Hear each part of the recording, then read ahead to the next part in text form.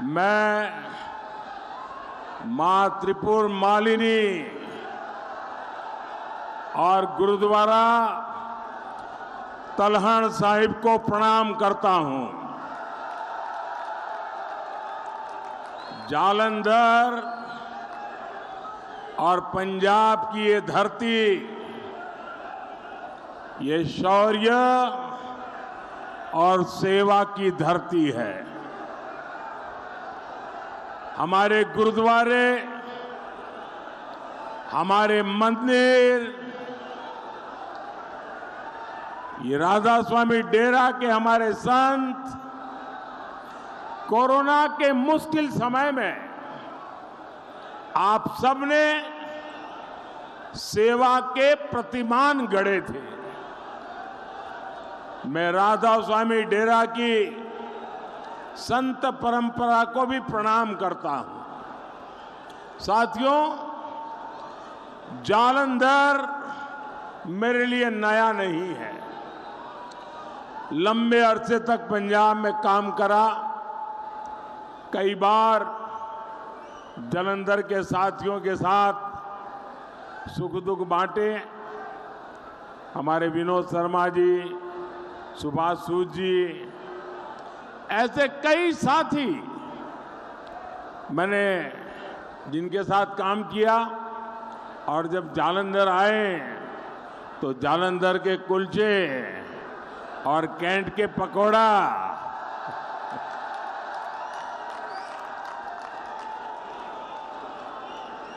जालंधर के उस प्यार का कर्ज आज भी मेरे ऊपर है। भाइयों और बहनों, हमारे जालंधर के लोग बड़ी संख्या में मेरे बनारस भी आते रहते हैं। इस बार भी संत रविदास जी के स्थान सीर गोवर्धनपुर में कई विकास कार्यों का लोकार्पण और शिलान्यास करने का मुझे अवसर मिला था। वहां मुझे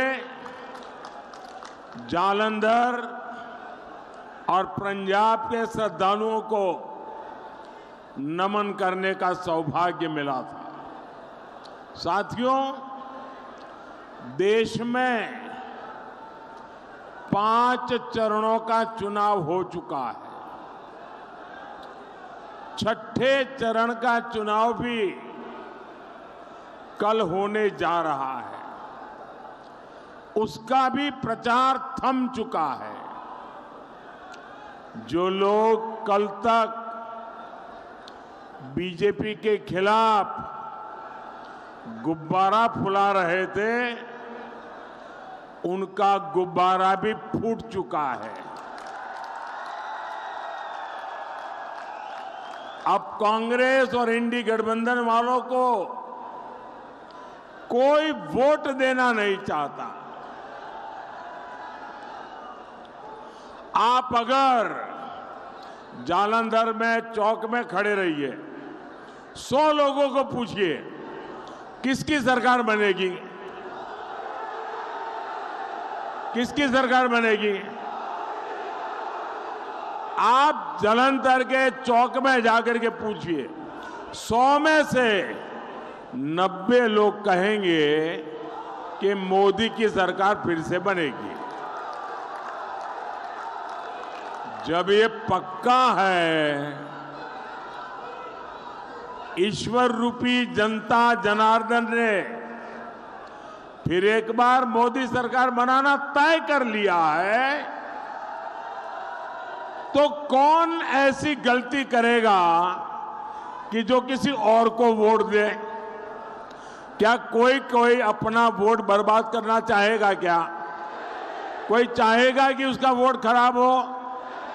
हर कोई चाहेगा ना कि मैं वोट सरकार बनाने के लिए देता हूं। और इसलिए इस बार जब चारों तरफ ये पक्का हो चुका है, कश्मीर से कन्याकुमारी, गुजरात से लेकर के कोहिमा तक, जब ये पक्का हो चुका है कि फिर एक बार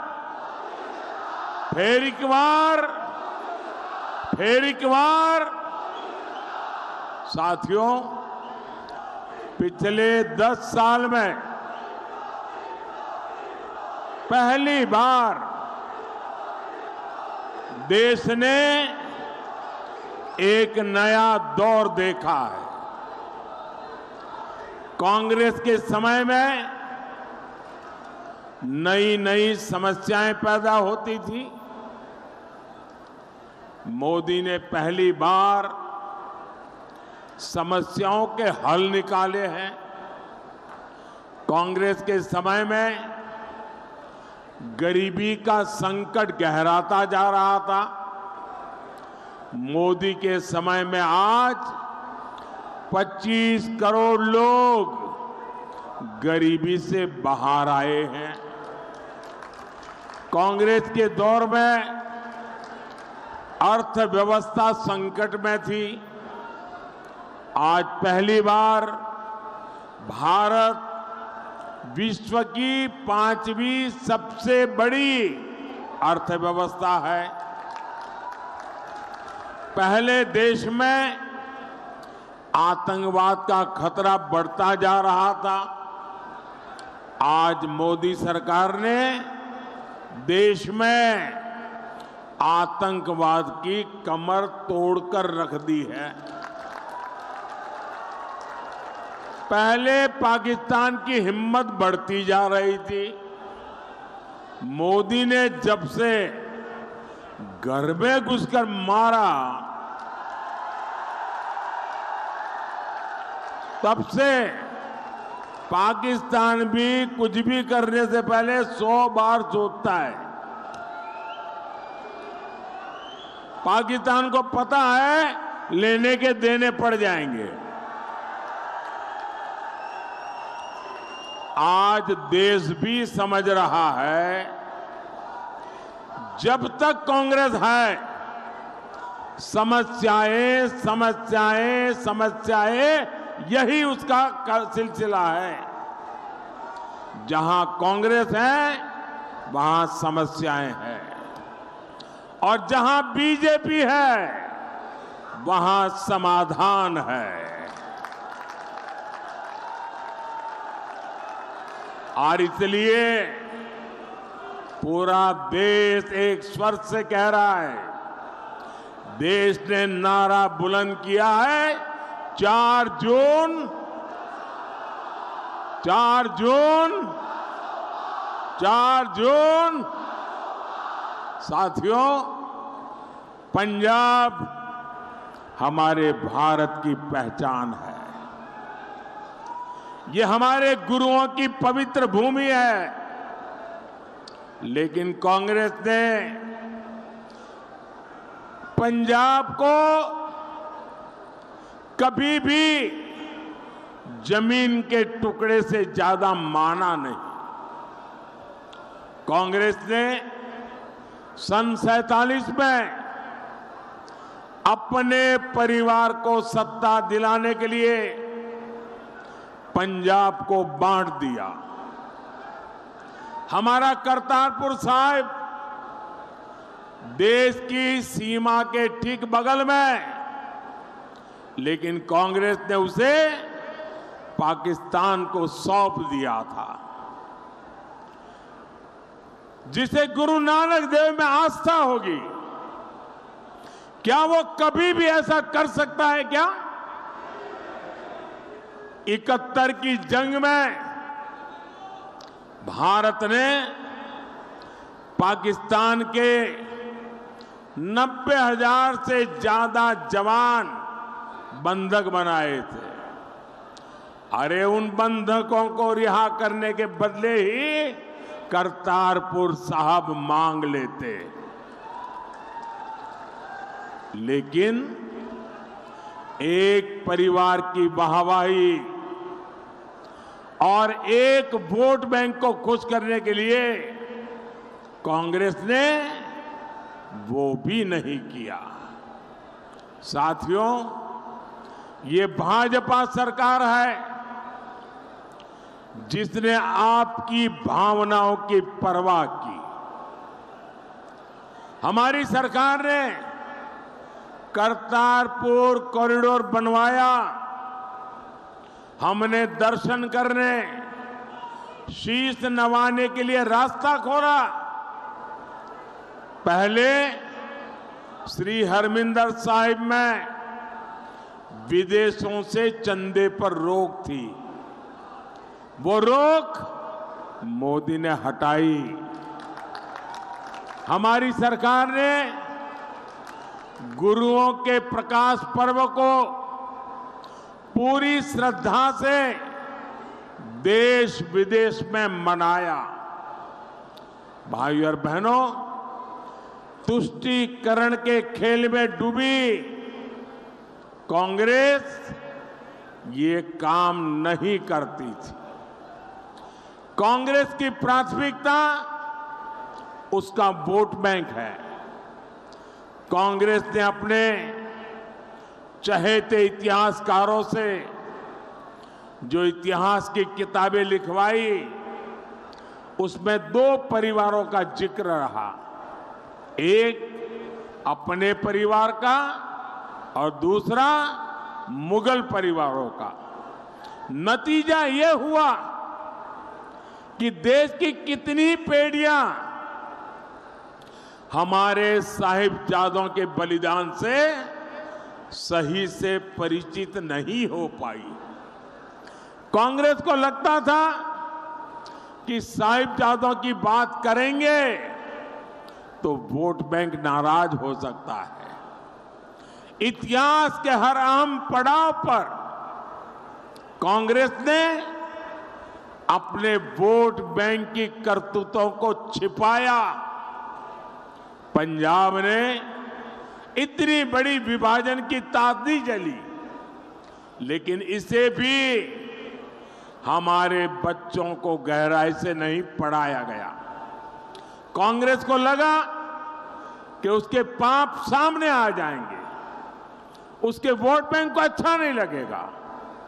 साथियों, ये बीजेपी है जो सीना ठोककर विरासत पर गर्व की बात करती है। हमने साहिबजादों की स्मृति में 26 दिसंबर को वीर बाल दिवस मनाने की शुरुआत की।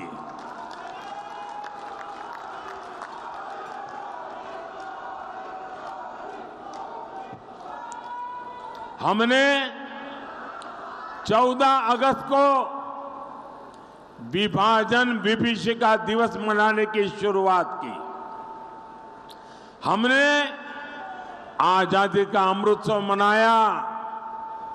तो ऐसे हर पड़ाव को नई पीढ़ी तक पहुंचाया। साथियों, विभाजन में जो हमारे हिंदू सिख भाई बहन उधर छूट गए, वो भी हमारे अपने ही है। बीजेपी एनडीए सरकार ने उन्हें भारत में नागरिकता देने के लिए सीएए कानून बनाया, लेकिन कांग्रेस को उससे भी परेशानी हो गई। कांग्रेस कह रही है वो सत्ता में आएगी तो सीएए कानून रद्द कर देगी। विभाजन के पीड़ित हमारे हिंदू भाई बहन, हमारे सिख भाई बहनों को नागरिकता नहीं मिलने देंगे। साथियों, हमारा पंजाब देश का सीमावर्ती राज्य है। हमें इसे दोबारा से संकट में नहीं जाने देना है। कांग्रेस ने दशकों तक जो पाप यहां किए थे, अब झाड़ू पार्टी कांग्रेस की उसी विष बेल को खाद पानी दे रही है। आप याद करिए, इन्होंने क्या वादे किए थे। इन्होंने कहा था 2 महीने में नशे का कारोबार बंद करेंगे। कहा था कि नहीं कहा था? उन्होंने वादा किया था कि नहीं किया था? लेकिन आज ड्रग्स डीलरों को पंजाब में फ्री लाइसेंस मिला हुआ है। परिवार के परिवार बर्बाद हो रहे हैं। पंजाब के लोग भी समझ गए हैं, झाड़ू पार्टी वाले ये तो खुद नशे के होलसेल व्यापारी है, जिन्होंने इतना बड़ा शराब घोटाला किया हो। वो पंजाब में ड्रग्स की काली कमाई में डुबकी कैसे नहीं लगाएंगे? साथियों, झाड़ू पार्टी ने कांग्रेस से आपातकाल का पाठ भी अच्छे से सीख लिया है। ये कांग्रेस की फोटोकॉपी पार्टी, जो मीडिया हाउस इनकी धमकी के आगे झुक नहीं रहा, उस पर ये मुकदमे करवा रहे हैं। यही इनकी असलियत है। और मैं हमारे प्रदेश अध्यक्ष जी का अभिनंदन करता हूं। उन्होंने बीड़ा उठाया है कि Bharatiya Janata party freedom of press के खिलाफ ये झाड़ू वालों की कोई बेईमानी नहीं चलने देगी। भाइयों बहनों, पंजाब में बर्बादी की फसल ये कांग्रेस और आम आदमी पार्टी दोनों की साझी खेती है। यहां ये लोग एक दूसरे को गाली देते हैं, दिल्ली में दोनों गलबैया करते हैं। इसलिए किसी एक को भी वोट देना यानी पंजाब के खिलाफ वोट देना। साथियों, बीजेपी के लिए पंजाब हमारी आस्था है। पंजाब की प्रगति ये मोदी की गारंटी है।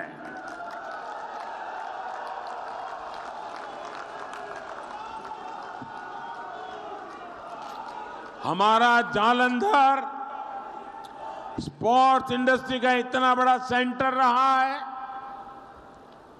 पाइप फिटिंग और हैंड टूल इंडस्ट्री का इतना बड़ा आधार रहा है, लेकिन इंडी गठबंधन वालों के कारण यहां उद्योग भी परेशानी में है।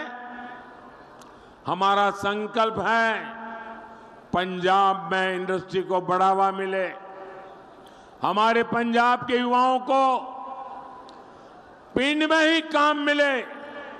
इसके लिए हम विकास के अनेकों काम कर रहे हैं।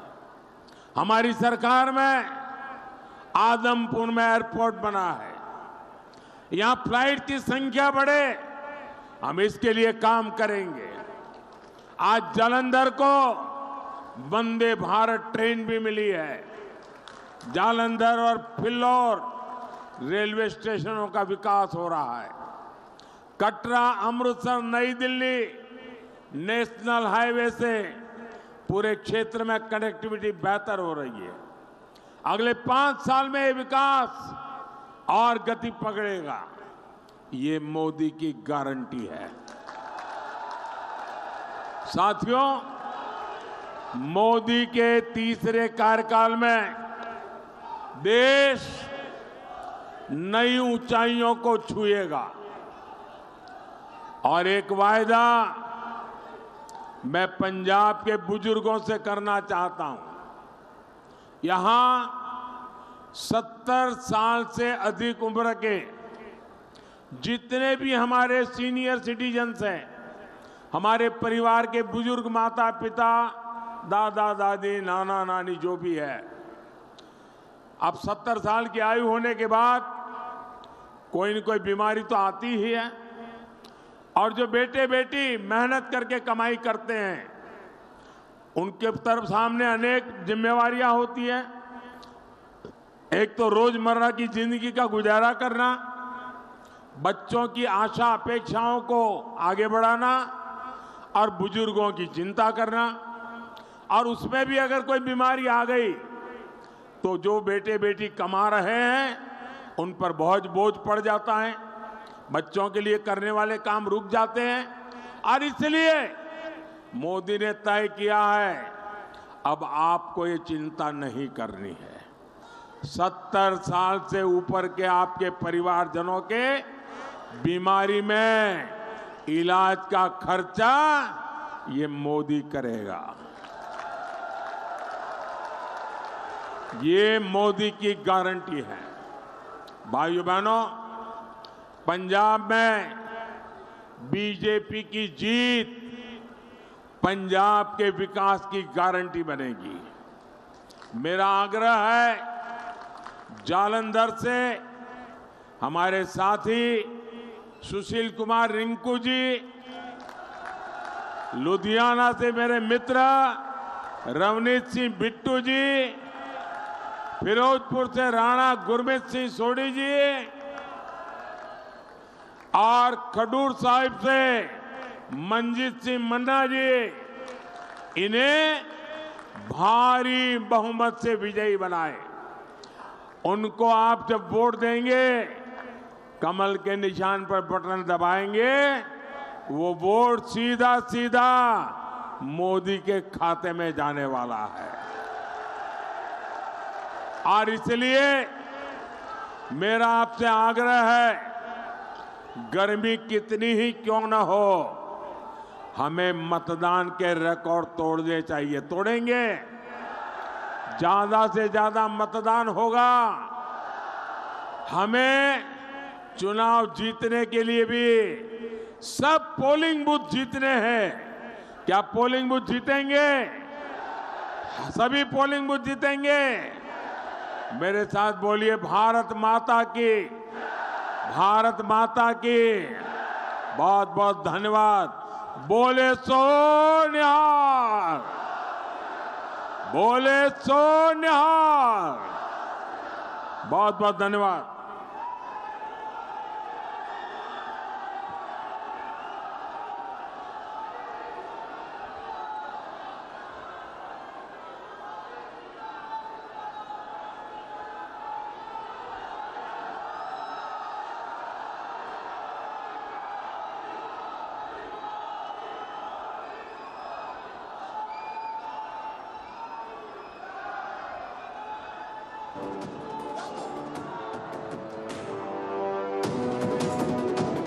ओंकार